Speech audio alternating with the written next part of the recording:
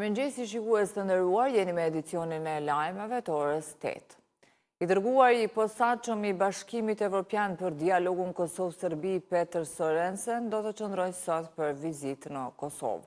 Ai do takohet me kryeministrin Albin Kurti me fillim nga ora 8:30, ndërsa raportohet se arsyeja kësaj vizite urgjente është afati i zbatimit të ligjit për të huajt.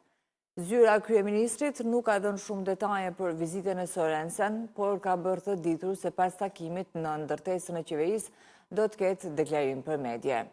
Vizita e diplomatit evropian në Kosovë vjen vetëm një ditë para se të nisë zbatimi i ligjit për të huajt dhe atij për automjete. Bazuar në afatet e përcaktuara nga EHN-a, shtetasit e huaj nuk do të lejohen të qëndrojnë më shumë se sa 3 muaj në Kosovë, pa u pajisur me leje qëndrimi apo pune. Kurse nisja e zbatimit të ligjit për automjetet parashën ndalesën e ngasjes së automjetet me targa të huaja nga një shtetas i Kosovës, pa prani të pronarit ligjor dhe edhe kur ai është i jep në fakt autorizim për këtë. Nga këto politika, më së shumti pritet të preken shtetasit e Shqipërisë dhe ata të Serbisë.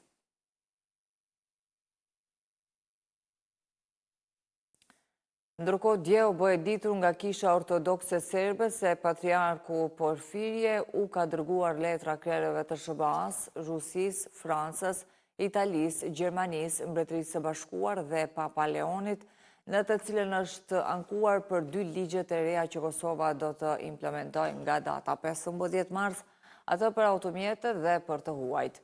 Porfirie u ka bërthirje këtyre shteteve që të parandalojnë zbatimin e këtij ligji. Për këtë letër është deklaruar dhe presidenti serb Aleksandar Vučić, i cili ka thënë se është shumë me rëndësi që në këtë betejë të madhe, siç i ka quajtur ai, është përfshirë edhe Patriarku dhe Kisha Serbe.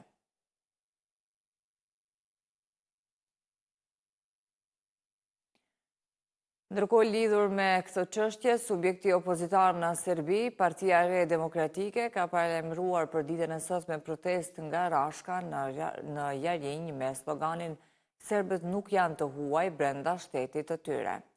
Qendra Kombëtare e Kosovës për Menaxhim Kufitar njoftoi se rruga do të jetë bllokuar nga ora 16 deri në orën 18. Rreth kësaj ka reaguar dhe Ministria e Jashtme e Kosovës, e cila ka këshilluar qytetarët që të planifikojnë me kohë lëvizjet e tyre me qëllim të shmangjes së pritjeve të gjata apo pengesave eventuale në qarkullim për shkak të kësaj proteste të shfrytëzojnë në rrugë alternative.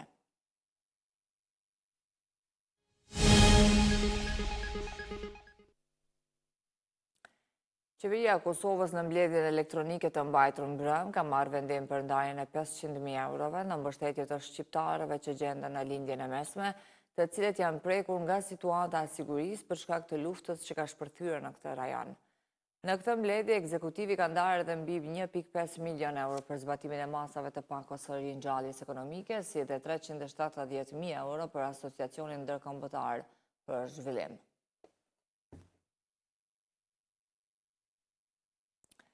Kryeministri Albin Kurti u ka dërguar ftesë liderëve të partive opozitare për të takuar në fillim të javës me qëllim që të diskutohet çështja e presidentit. Sipas Kurtit, arritja e një marrëveshjeje me partitë opozitare është e domosdoshme, pasi vendit nuk i duhen edhe një palë zgjedhje të reja. Ndërsa partitë opozitare kanë thënë se do t'i përgjigjen pozitivisht ftesës për takim, por vetëm pas verdiktit të gjykatës kushtetuese. Nga Partia Demokratike thanë se është e domosdoshme të pritet vendimi përfundimtar i gjykatës, e cili pritet që deri me datën 31 mars të qartësojë hapat e mëtejmë institucional. Edhe kryetari i LDK-s tha se është i gatshëm ta takojë Kurtin 1 orë pas verdiktit të gjykatës kushtetuese, por jo më herët.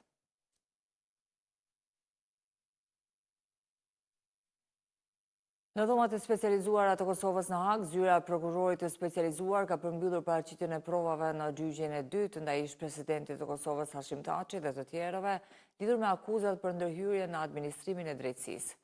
Ndërkohë, mbrojtja ka afat deri me datën 23 mars për të paraqitur mocionet për rrëzimin e akuzave, ndërsa deklaratat hapëse të saj pritet të nisin me datën 7 prill.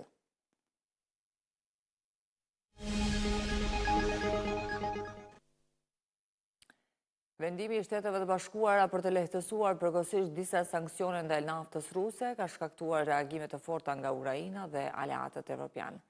Presidenti i Francës, Emmanuel Macron, të nderuar shikues, kaq për këtë edicion të lajmeve, bashkë takohemi në edicionin e orës 9. Ne ju falenderojmë për vëmendje, mirupafshim.